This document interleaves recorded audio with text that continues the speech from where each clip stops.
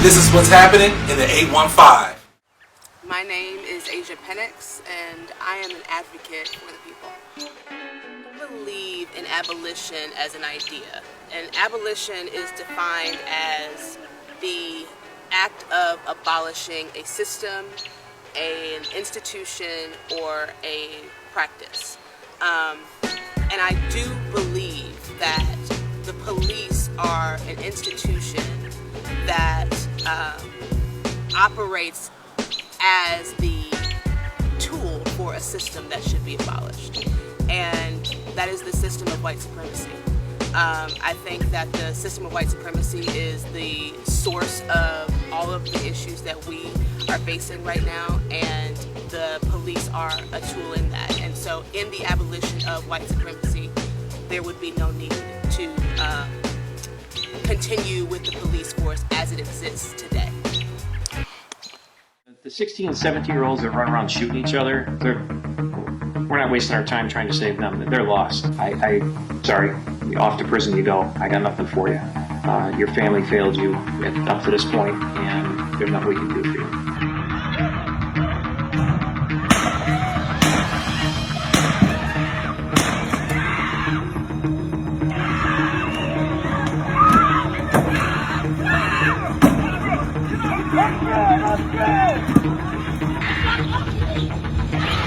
Oh shit, they got it. Oh damn, they got him on the ground. They just tackled a guy. They're beating up a black guy, Mom. Leave. Stay in the car. Stay in the car. They're beating him up. Stay in the car. Stay in the car.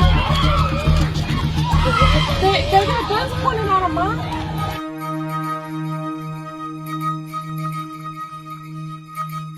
I won't apologize for my words. I'm not what I was saying.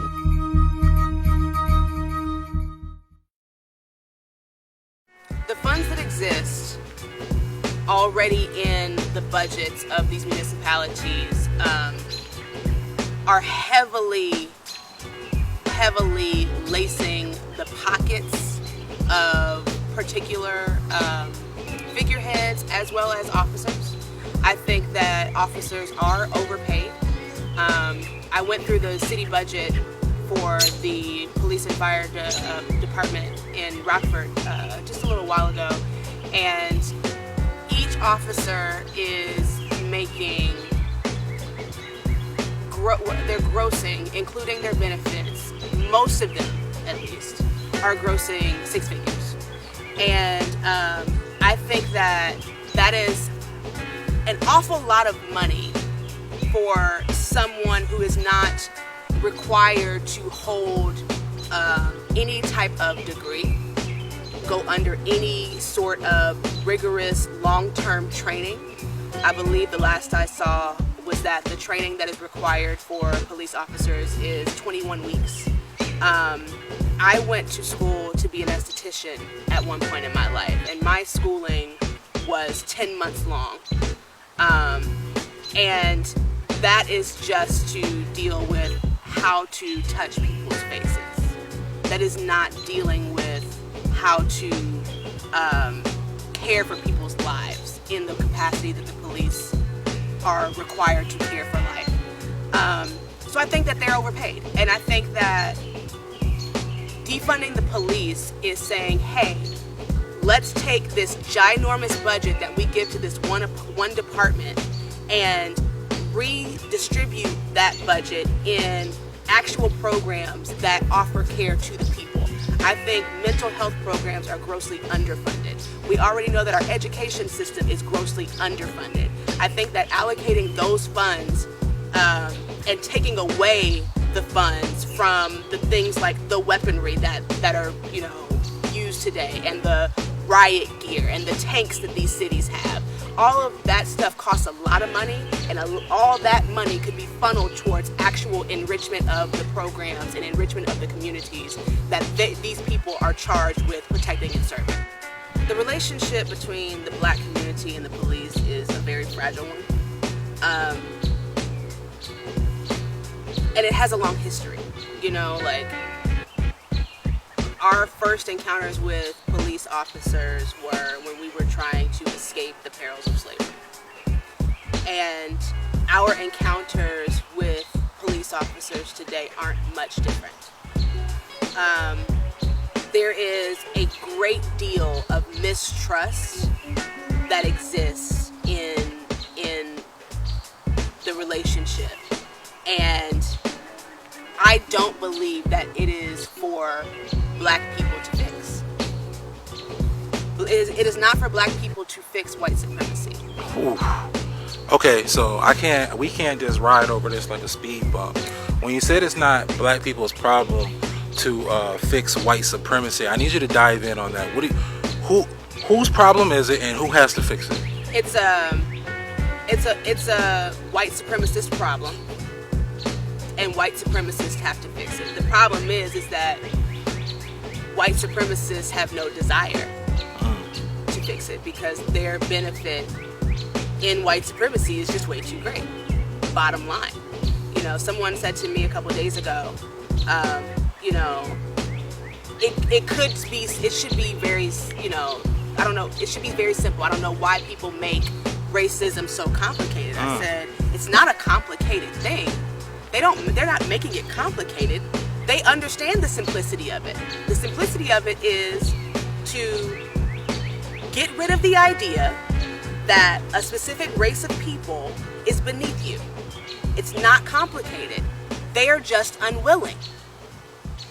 Because that's something they truly believe. They benefit from it. Yeah, they believe it. We live in a capitalist system, and everything is about how does this benefit me? Mm-hmm. And there is nothing about liberating black people that benefits white supremacy. We have no problem yelling, talking about what it is that we want, but how do we go about making sure that we get it and it's sustainable? Simple. In all reverence and honor to George Floyd, you keep your knee on their necks. You require that the people that you allow to be in office in your state, in your city, to serve your interests. How do you go about that? You petition them. You make them work for your vote. You participate in the political process. It is very important, I think, to say that even in the idea of abolition is working to abolish something within a system that already exists. And the means of maneuvering the pieces of those systems is by participating in the political process. So you do like me. You see a problem, you say, hey, that's a problem. You say something about that problem. Some people choose to do that by means of protest. I think protest is very important, right? I think the yelling is a very vital piece to the greater picture.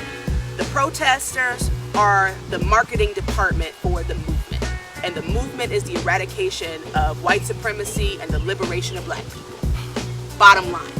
Protesters, they're our marketing department. They're our street team. They're the ones that are out there rallying the support of anyone and everyone who agrees, no matter what creed, color, gender, sexuality, any other identifying factor there is. They're out there yelling, saying, hey, come support us, right?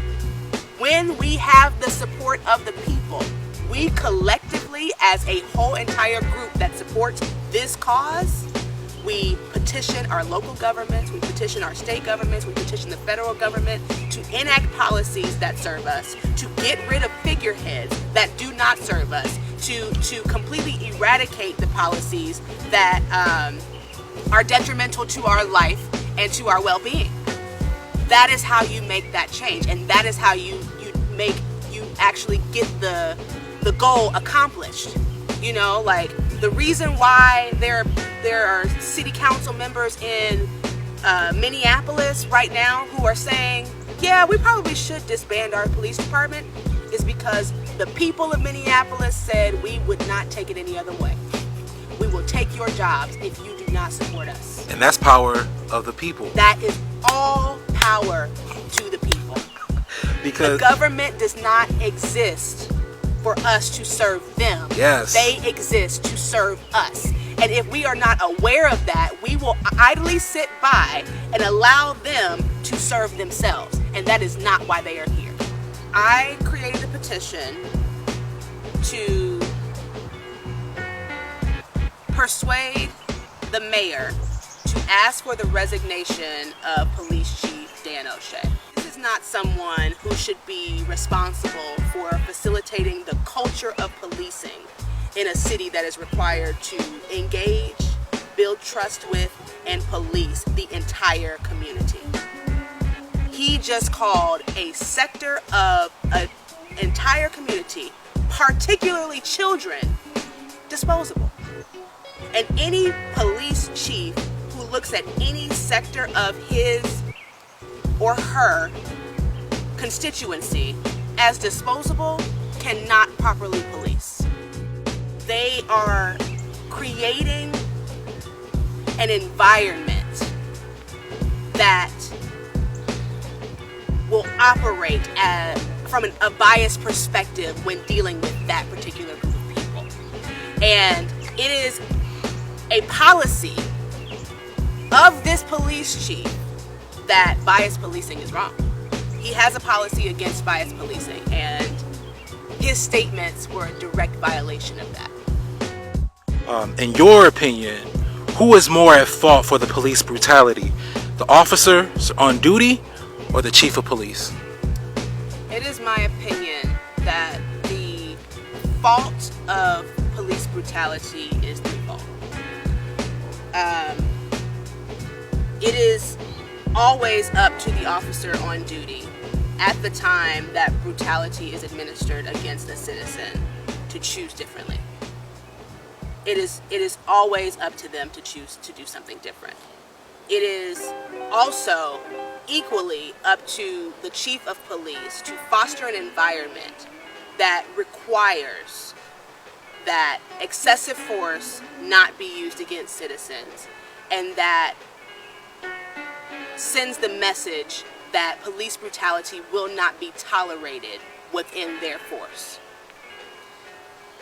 So in regards to the events that happened on May 30th, when I saw the footage of those babies being snatched out of their cars and beaten with batons, that there was a direct correlation between the statements that Police Chief O'Shea made on May 18th and that happening on May 30th. Because what that looked like to me and to many people around America is a disregard of a certain group of people as disposable.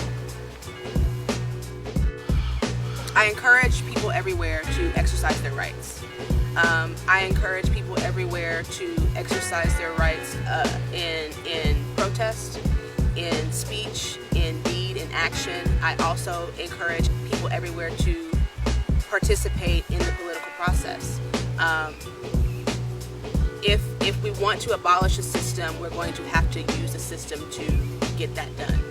And I think that it is very important that we are aware of how those things happen. Those things happen by changing laws, and laws change because we require